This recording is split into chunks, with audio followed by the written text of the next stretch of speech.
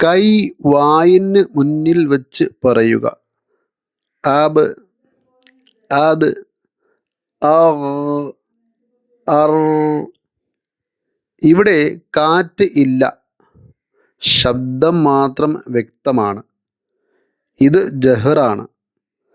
എന്നാൽ ജഹറിൽപ്പെട്ട ചില അക്ഷരങ്ങൾക്ക് അസ്സലാമു അലൈക്കും വറഹ്മത്തുള്ളാഹി അൽഹംദുലില്ലാഹ് വസ്സലാത്തു വസ്സലാമു അലാ സയ്യിദിന മുഹമ്മദിൻ അഷ്റഫിൽ മുർസലീൻ വഅലാ ആലിഹി വസഹ്ബിഹി അജ്മഈൻ. റൗളത്തുൽ ഖുർആൻ തജ്വീദ് ക്ലാസ് 1. തജ്വീദിൻ്റെ ആദ്യത്തെ ക്ലാസ്സിലേക്ക് നാം പ്രവേശിക്കുകയാണ്. ആദ്യമായി നാം പഠിക്കുന്നത് സിഫത്തുകളെ കുറിച്ചാണ്. സിഫത്ത് 1 ഹംസ്, സിഫത്ത് 2 ജഹ്ർ. എന്നാൽ ഹംസ് എന്ന ഈ സിഫത്തിന് വിപരീതമായ സിഫത്ത് ആണ് ജഹ്ർ. ചുരുക്കത്തിൽ സിഫത്തിൻ്റെ വിഷയത്തിൽ ചില സിഫത്തുകൾക്ക് വിപരീതമുള്ളതായ സിഫത്തുകളുണ്ട്, എന്നാൽ വിപരീതമില്ലാത്ത സിഫത്തുകളും ഉണ്ട്. ഇവിടെ നാം പഠിക്കുന്ന സിഫത്തുകൾ 1 ഹംസും 2 ജഹറുമാണ്. ഈ 2 സിഫത്തുകളും പരസ്പരം വിപരീതമുള്ളതായ സിഫത്തുകളും ആണ്. ഹംസ് എന്ന സിഫത്ത് എന്നാൽ എന്ത്? അക്ഷരം ഉച്ചരിക്കുമ്പോൾ ശ്വാസം വ്യക്തമായി പുറത്തേക്ക് ഒഴുകുന്ന അവസ്ഥ, ഇതാണ് ഹംസ്. ഹംസിൻ്റെ അക്ഷരങ്ങൾ ഉച്ചരിക്കുമ്പോൾ ശബ്ദകോശങ്ങൾ അഥവാ വോക്കൽ കോഡ്സ് പൂർണ്ണമായി അടയുന്നില്ല. അതിനാൽ ശ്വാസം തടയപ്പെടുന്നില്ല, പുറത്തേക്ക് ഒഴുകുന്നു.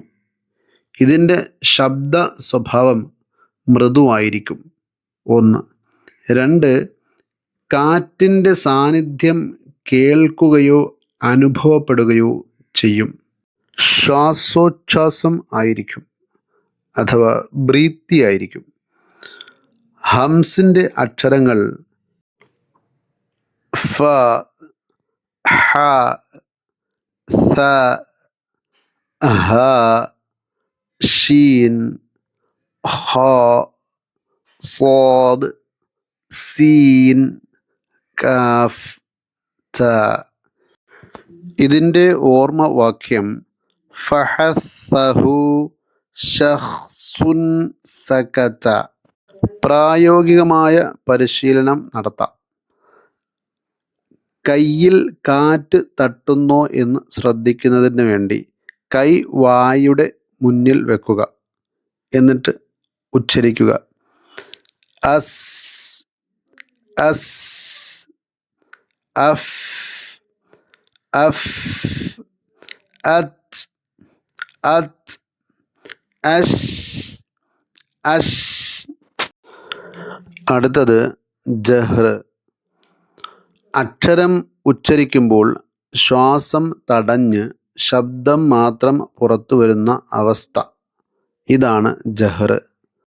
കുറച്ച് വിശദമായി പറഞ്ഞാൽ വോക്കൽ കോഡ്സ് അടഞ്ഞിരിക്കും, അതുപോലെ ശ്വാസം തടയപ്പെടുന്നു, ശബ്ദത്തിന് വൈബ്രേഷൻ ഉണ്ടാകും. അതുപോലെ ശബ്ദത്തിൻ്റെ ഒരു സ്വഭാവം എന്നത് ശക്തവും വ്യക്തവുമായിരിക്കും. അതുപോലെ കാറ്റ് അനുഭവപ്പെടില്ല. ഉച്ചാരണത്തിൽ പ്രധാനമായി ശബ്ദമായിരിക്കും. ഇനി ജഹ്റിൻ്റെ അക്ഷരങ്ങൾ. ഹംസിൻ്റെ അക്ഷരങ്ങൾ ഒഴികെയുള്ള ബാക്കി എല്ലാ അറബി അക്ഷരങ്ങളും ജഹ്റിൻ്റെ അക്ഷരങ്ങളായിരിക്കും. 1 ബാ, 2 ജീം, 3 ദാൽ, 4 ദാൽ, 5 റാ, 6 സ, 7 ളാദ്, 8 ളാ, 9 ളാ, 10 ഐൻ, 11 ഗൈൻ, 12 ഖാഫ്, 13 ലാം, 14 മീം, 15, നൂൻ 16, വാവ് 17, അലിഫ് 18, ഹംസ 19, യാ. ഇതാണ് ജഹ്ർ. ഇവിടെ ഹംസും ജഹറും താരതമ്യം ചെയ്യുമ്പോൾ ഹംസിൽ ശ്വാസം ഒഴുകുന്നു, ജഹ്റിൽ തടയപ്പെടുന്നു. ഹംസിൽ ശ്വാസകോശം തുറന്നിരിക്കുന്നു, ജഹ്റിൽ അടഞ്ഞിരിക്കുന്നു. ഹംസിൽ കേൾക്കുന്നത് ശ്വാസവും ശബ്ദവും, എന്നാൽ ജഹ്റിൽ കേൾക്കുന്നത് ശബ്ദം മാത്രം. ഹംസിൽ ശബ്ദ സ്വഭാവം മൃദുവാണ്, എന്നാൽ ജഹ്റിൽ ശക്തമാണ്. ഹംസിൽ 10 അക്ഷരങ്ങളാണ് ഉള്ളത്, ജഹ്റിൽ 19 അക്ഷരങ്ങളാണ് ഉള്ളത്. ഇപ്പോൾ നമ്മൾ ഹംസ്, ജഹ്ർ എന്നീ സിഫത്തുകളെക്കുറിച്ച് പഠിച്ചു. അതിൻ്റെ ഉദ്ദേശ അർത്ഥങ്ങളെക്കുറിച്ചും അതിൻ്റെ അക്ഷരങ്ങൾ ഏതാണെന്നും ഹംസ് ഉച്ചരിക്കുമ്പോൾ ശ്വാസം ഒഴുകുമെന്നും ജഹ്ർ ഉച്ചരിക്കുമ്പോൾ ശ്വാസ തടസ്സമുണ്ടാകുമെന്നും പഠിച്ചു. അതോടൊപ്പം തന്നെ ഹംസും ജഹ്റും താരതമ്യം ചെയ്തും നാം മനസ്സിലാക്കി.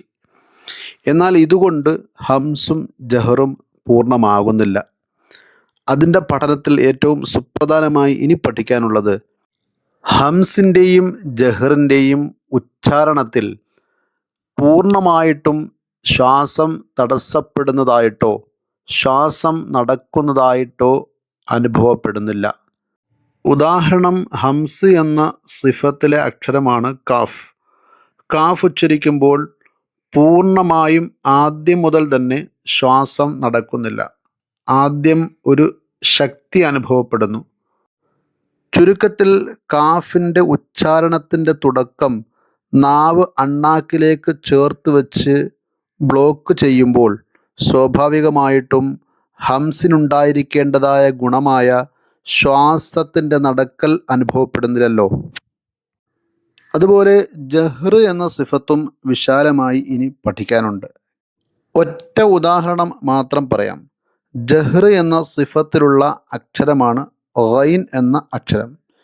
ഈ അക്ഷരം ഉച്ചരിക്കുമ്പോൾ ഒരു അല്പം എയർ അഥവാ കാറ്റ് പുറത്തേക്ക് പോകുന്നു. എന്നാൽ ജഹ്ർ എന്ന സിഫത്ത് കൊണ്ട് ഉദ്ദേശിക്കുന്നത് ഉച്ചാരണത്തിൽ ശ്വാസ തടസ്സം ഉണ്ടാവുക എന്നുള്ളതാണ്. എന്നാൽ ഗൈൻ ഉച്ചരിക്കുമ്പോൾ അല്പം കാറ്റ് പുറത്തേക്ക് പോകുന്നു. എന്തുകൊണ്ടാണിത്? ഇതിൻ്റെ വിശദീകരണം എന്താണ്?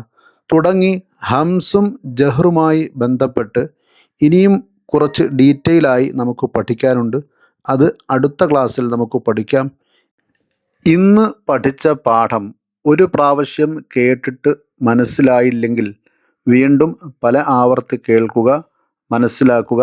സംശയങ്ങൾ ഉള്ളവർ ഈ വാട്സാപ്പ് നമ്പർ വഴി ചോദിക്കുക. അതുപോലെ ഈ പാഠം കേട്ട് പഠിച്ചവരൊക്കെയും നമ്മുടെ സഹോദരങ്ങൾക്ക് കൂടി ഷെയർ ചെയ്തു കൊടുക്കണം. അവരോട് പ്രത്യേകം പറയണം, മറ്റുള്ളവർക്ക് എത്തിച്ചു കൊടുക്കുക. അള്ളാഹു നമ്മെ എല്ലാം അനുഗ്രഹിക്കുമാറാകട്ടെ. ആമീൻ. നിങ്ങളേവരും എനിക്കും കുടുംബത്തിനും വേണ്ടി ദുആ ചെയ്യണം എന്ന് അഭ്യർത്ഥിക്കുന്നു. അതുപോലെ ഈ ക്ലാസ്സിൻ്റെ കമൻറ്റ് ബോക്സിൽ എല്ലാവരും ആമീൻ എന്ന് ടൈപ്പ് ചെയ്ത് അയക്കണം എന്ന് അഭ്യർത്ഥിക്കുന്നു. അള്ളാഹു അനുഗ്രഹിക്കട്ടെ. അസ്സലാമു അലൈക്കും വറഹ്മത്തുള്ളാഹി.